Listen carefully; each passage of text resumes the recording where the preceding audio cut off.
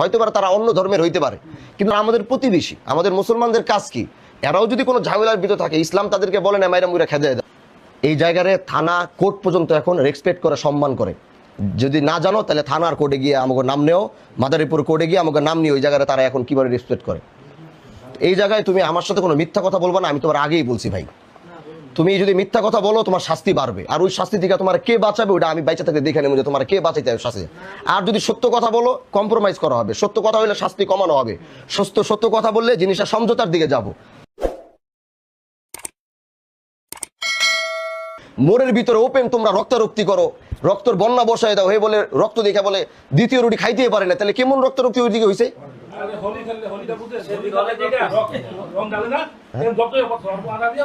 তাহলে আমার কথা হলো এমন রক্তারক্তি রোড ওপেন আমাকে বাড়ির সামনে মোড়ের ভিতরে ওপেন রক্তারক্তি হয়েছে। এই ঝামেলা আজকে বলে মাসের পর মাস বছরের পর বছর চলতেছে। এটা তো তোমরা কতদিনে ঝামেলা তোমরা টানবার, 2 দিন পর পর তোমরা কতদিন এরকম মারামারি করবা ভাই? তুমি আমার বলো তো এটা। এজন্য তুমি আমার সাথে মিথ্যা কথা বলবা না। ওই প্রিয়াঙ্কা তোমারও বলছে একটা মিথ্যা কথা যদি আমার প্রমাণ পামো, একদম যদি একটা প্রমাণ পাবো যে দাঁড়ায় কেউ মিথ্যা কথা বলছে, এই মিথ্যার জবাব দিতে দিতে দিন কাটে যাবো, কিন্তু একটা মিথ্যা কথা আমি শুনতে চাই না।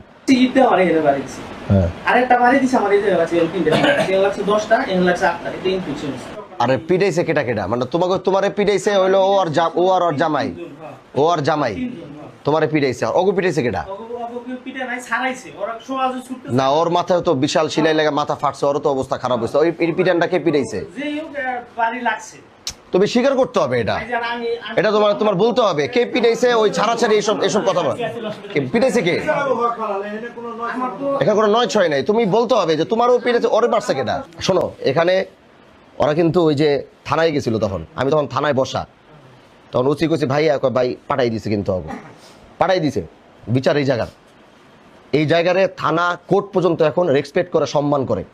যদি না জানো তাহলে থানার কোর্টে গিয়ে আমাকে নাম নেও, মাদারীপুর কোর্টে গিয়ে আমাকে নাম নিয়ে ওই জায়গায় তারা এখন কিভাবে রেসপেক্ট করে। এই জায়গায় তুমি আমার সাথে কোনো মিথ্যা কথা বলবা না, আমি তোমার আগেই বলছি ভাই। তুমি যদি মিথ্যা কথা বলো তোমার শাস্তি বাড়বে, আর ওই শাস্তি থেকে তোমার কে বাঁচাবে ওটা আমি বাইচা থেকে দেখে নেব যে তোমার কে বাঁচাইতে হবে শাস্তি। আর যদি সত্য কথা বলো কম্প্রোমাইজ করা হবে, সত্য কথা হলে শাস্তি কমানো হবে, সত্য কথা বললে জিনিসটা সমঝোতার দিকে যাব।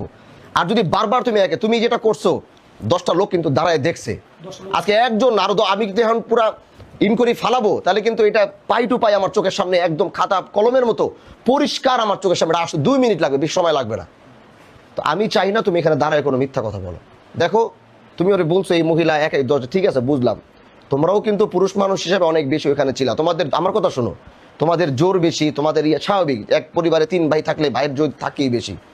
বুঝলাম তোমাদের একটা ভুল বোঝাবুঝি তোমাদের, আর তোমরা যে জায়গা জমিনে থাকো এই জায়গা জমি তো আমাকে পূর্বপুরুষের দেওয়া, হয়তো পারে তারা অন্য ধর্মের হইতে পারে, কিন্তু তারা আমাদের প্রতিবেশী, আমাদের মুসলমানদের কাজ কি? এরাও যদি কোনো ঝামেলার ভিতর থাকে, ইসলাম তাদেরকে বলে না মাইরা মুইরা খেদে দাও। আমাকে জায়গা জমি আমরা চাইলে এখন আমার মনে করেন আমি যদি চাই যে এদেরকে রাখতে দিব না, এটা আমি পারবো, এটা আমার পক্ষে কোনো ব্যাপার না। কিন্তু মনে করেন আমি যদি এটা পারবো, এটা আমার পক্ষে সম্ভব যে 2 জনে এতে সরাই দিম, এটা 2 জনে সরাই দেবো, কেউ থাকতে পারবো না, সম্ভব। কিন্তু এটা তো সমাধান না। আমার বাপ আমার আজকে রাগ করে কইছে যদি ওরা এই সমস্ত জিনিস না করে কিভাবে অগো সবগুলো সরাই দিয়ে আমাকে জমি কেমনে আমাকে নেওয়া যায়, আমাকে মধ্যে নিয়ে নাও। আমাকে বাপদাদার জমি আগে দিয়ে গেছে, এরা এখানে বসবাস করে, আবার এরাই নিজেরা রক্তারক্তি করবে, বদনাম হইব, থানায় যায় কইব মারামারি, কই থানায় যায় যদি কইব তোমাকে ঠিকানা কইবনি কাঁঠাল বাড়ি, হ্যাঁ কইব ভদ্রাসন, কইব কি কইব পিসাবের বাড়ির সামনে আমাকে বাড়ি। তাহলে থানায় যাওয়ার পর আর ওইদিকে যাই বিচার যখন যাবে, থানা মনে করে যে আমি এখন, থানা জানে যে এখানে বিচার করলে ন্যায় বিচার যাওয়া লাগে না, থানা মনে করবে হামজালা সাহেব গোটা শিবচরে বিচার করতেছে আর উনার বাড়ির বিচার আসলে কোথায়? থানায়। তাহলে এই মান সম্মানে ইজ্জত খোয়ানোর থেকে তো ভাই ঘরের ভিতরে চুরি দিয়ে হাতে চুরি পরে বসে থাকা ভালো। তুমি স্বীকার করো যে তুমি বাড়িটা দিছো কিনা, মিথ্যা কথা বলবা না আমারে। হ্যাঁ তুমি তো বলছো যে বাড়িটা তোমার আগে তোমারে দিছে আগে, তুমি বলছো তুমি জানোই না কিছু, তুমি অজ্ঞান হয়ে মাটির মধ্যে পড়ে রইছো। আগে 2-3টা ইট লাগাইছি, ইট লাগানোর পর আমি বাড়ি দিছি। তোমার ইটটা লাগছে কোথায়? আমার ইট একটা লাগছে এই জায়গায়, আর 2টা লাগে না। হ্যাঁ ওগুলো লাগলে বৃষ্টির মতো ইট লাগায়। কি 3-4টা ইট মারছিলা প্রিয়াঙ্কা? মারছিলা, লাগছিল কোথায়? লাগছিল ওদের পিছে মারছি। আচ্ছা ওগো পিছে মারছো। আচ্ছা তুমি ইট মারছো। আচ্ছা ওই ইটটা খাওয়ার পরে তুমি গিয়ে লাড়িটা দিয়া বাড়িটা দিছো। তো তুমি তোমার বাড়িটা দেওয়ার সময় তুমি যখন বাড়িটা দিছো মাইন্ডসেট ঠিক আছে, মারামারি একটা লেগে গেছে গা, তো ওই বাড়ি দেওয়ার সময় তুমি বেটার মাথার মধ্যে বাড়িটা দিছো কি লিগা? আমি চাই একটা সমাধান। আমি কি সমাধান চাই? সমাধানটা হইলো যে তোমাদের যদি এই জায়গায় দুনো পরিবারে থাকতে হয় তাইলে তোমাদেরকে ওইভাবেই থাকতে হবে যেইভাবে সমাজ চায়। আর যদি তোমরা দুই পরিবার ওইভাবে থাকতে না পারো তাহলে ওই জায়গা খালি কইরা তোমাকে যদি আরো অন্য কোথাও মামা খালারা থাকে তাহলে ওই জায়গায় তোমরা চলে যাবে, এখানে কেউই থাকতে পারবে না যদি এই জ্ঞান যান। ওরা কিন্তু সবাই আত্মীয় স্বজন, এরা কিন্তু আপন চাস্তো ভাই বোন কিন্তু, তাই না? এখন এই আপন চাস্তো ভাই বোনের ভিতরে শত্রুর সাথেও যে সম্পর্ক না, তার চেয়ে কিন্তু ওদের মধ্যে এখন একটা খারাপ সম্পর্ক চলতেছে। এখন আমার কথা হলো গ্যাঞ্জাম যদি বাড়াবো তাহলে এটা কিন্তু বাড়বেই। এখন ওদেরকে যে বাড়াবো এটাও বাড়বে, ওদের দিয়া বাড়াবো বাড়বে। এখন মারামারি তো হয়ে গেছে, ক্ষতিগ্রস্ত হয়ে গেছে, মারামারি মাথা ফাটা হয়ে গেছে, সুস্থ হয়ে দুজন দাঁড়ায়ও রয়েছে। এখন আমার কথা হইলো যে সুস্থ হয়ে দুজন দাঁড়ায় রয়েছে, এখন আলহামদুলিল্লাহ যে হেনকে মইরা তো আপাতত আলহামদুলিল্লাহ কেউ মইরা যায় নাই, দুজনই মোটামুটি মায়ের মইর খায়া, কিন্তু কেউ হয়তো জুলুমটা বেশি করছে, কারো উপরে জুলুমটা কম হয়েছে, কারো উপরে একটু বেশি হয়েছে, এই বিষয়টা এরকম দাঁড়াইছে।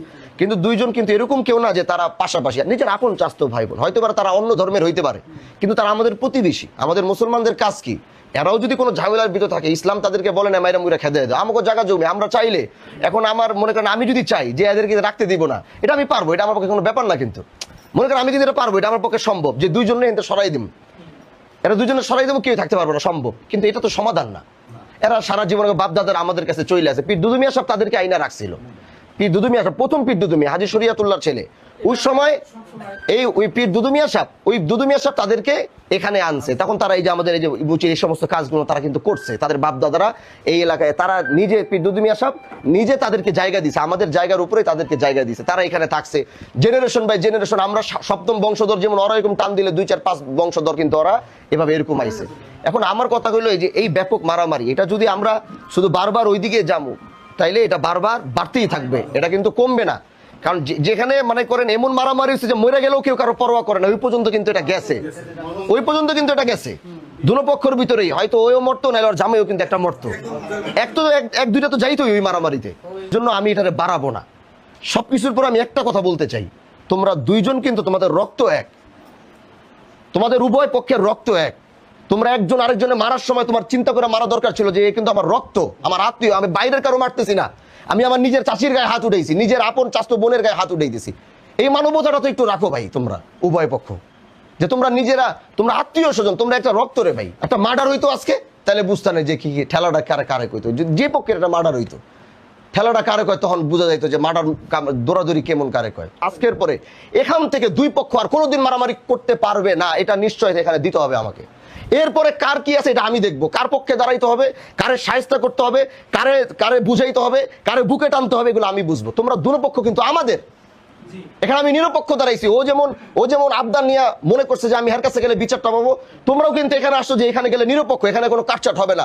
তোমরা কম বেশি বিচার এই দেশে দেখছো, এই দেশে দেখছো না, তোমরা দেখছো ভাই। আমি তো তোমাদের উপর জুলুম করার জন্য না, কিন্তু আজকে তোমরা এই জিনিসটা যদি চালাইতে থাকবে, এটা কতদিন চালাইবা তোমরা এই মারামারি? তোমরা ধর্ম আমাদের আলাদা হইতে পারে, তুমি অন্য ধর্মের হইতে পারো, তার মধ্যে তুমি শুধু অন্য ধর্মের না, আমার বাপ দাদারা তোমাদেরকে এখানে নিয়ে আসছে, তাহলে তোমরা আমাদের মিয়া বাড়ির লোক।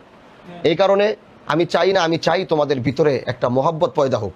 আমি চাই তুমি তোমার চাচির মতো করে সম্মান করো, আর প্রিয়াঙ্কা তুমি তোমার চাস্তো ভাইয়ের মতো সব বড় ভাই হিসেবে তারা তুমি চাস্তো ভাইয়ের সম্মান করো। তোমরা উভয় পরিবারকে সম্মান করো। তোমাদের অভিযোগের জায়গা থাকলে তুমি আমার কাছে আসো, তারপরে যদি তোমার অভিযোগটাকে আমি না নেই, যদি গুরুত্ব না দিই, যদি সারা শিবচরের মানুষের সমস্যার সমাধান করতে পারি, তোমরা আমার বাড়ির মানুষ, তোমাকে সমস্যাকে আমি সমাধান করতে পারবো না? দিন রাত 24 ঘন্টা খায়া না খায়া, সকাল নাই বিকাল নাই মানুষের সমাধান করতেছে, আর আমার বাড়ির পাশে তোমরা, তোমাদেরটা তো সমাধান করতে পারবো, আমি কি পারবো না করতে? তো আমার কথা হয়েছে, শোনো বাদল, আমার কথা হয়েছে মারামারি একটা হয়ে গেছে, আল্লাহ উভয় পক্ষরে ভালো রাখছে, এখন তোরা সুস্থ আছো ভাই, দুইজনই বাইচে আসছো, দোয়া করি যেন সুস্থ থাকো।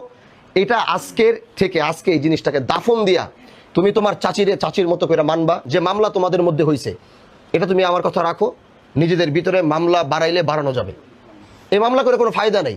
আমি তো তোমাদেরকে মিলাইতে চাই, তোমাদের দায়িত্ব আমি নিছি। শোনো আমার কথা শোনো, আদালত যেটা করতে পারবে না, আমরা বাহাদুরপুরে বসে সেটা করতে পারবো। কি পারবো না?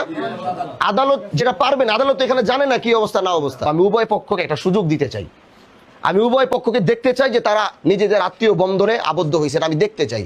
এটা সম্ভব, কারণ তোমাদের মধ্যে এমন কিছু হয় নাই যেটা নিয়ে তোমরা জীবনে মিলতে পারবে না, এমন কিছু হয় নাই।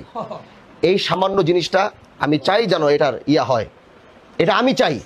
এখন তোমরা কি বলো, তোমরা কি এটাতে হইলে তোমরা খুশি আছো কিনা? বলো খুশি আছো? কই তোমার মা কই? বলেন, আমি যেটা বলছি এতে কি আপনি খুশি আছেন কিনা? বলেন, আপনি এভাবে খুশি হবেন? তোমরা বলো, আমি যে তোমাদের জেল বলছি, তোমরা এটা রাজি আছো? রাজি আছো? তাইলে তোমাদের বিগত দিনের সবকিছু আজকের থেকে ভুলা যাবা। উভয় পক্ষের দায়িত্ব আমি নিছি। যদি কোনো সমস্যা মনে হয়, আমি বাড়িতে থাকি, আমি ঢাকা শহর ছেড়ে দিছি এখন, আমি বাড়িতে থাকি, আমার দরজা 24 ঘন্টা খোলা। যদি অভিযোগ থাকে, অভিযোগে আমার কাছে আসবে, আমি তোমাদের অভিযোগ শুই না, অভিযোগে যেটা অভিযুক্ত হবে সেটা আমি বিচার করবো। ওরা আপনার ছেলের মতো, তোমরা তার মায়ের মতো সে ব্যবহার, তোমাদের চাচিকে মায়ের মতো